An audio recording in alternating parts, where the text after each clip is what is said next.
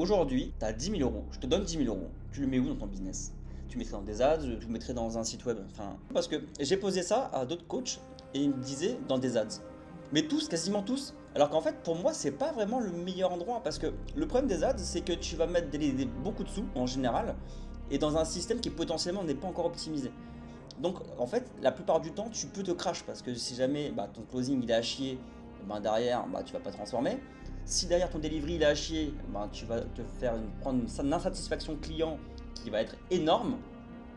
Donc pour moi, c'est pas la meilleure chose, en plus tu vas t'épuiser.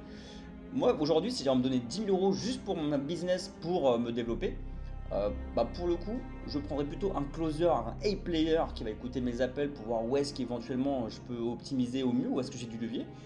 Ensuite, je prendrai un super monteur, je prendrai vraiment quelqu'un qui va être là pour gérer ma DA de mon YouTube. Parce qu'en fait, YouTube, c'est là où tu as tes assets, c'est là où tu crées une richesse, tu crées des maisons, en fait, tu crées littéralement des maisons. Et ensuite, troisième, je prendrais plutôt des outils qui m'achètent du temps, parce qu'il y en a beaucoup qui ne calculent pas leur taux horaire, le coût horaire. Et tout ce qui est en dessous du coût horaire, qui était ton coût horaire, en fait, tu le délègues, tu prends autre chose. Donc voilà, c'était la petite réflexion. En tout cas, dis-moi en commentaire ce que tu en penses et où est-ce que tu le mettrais. Allez, ciao.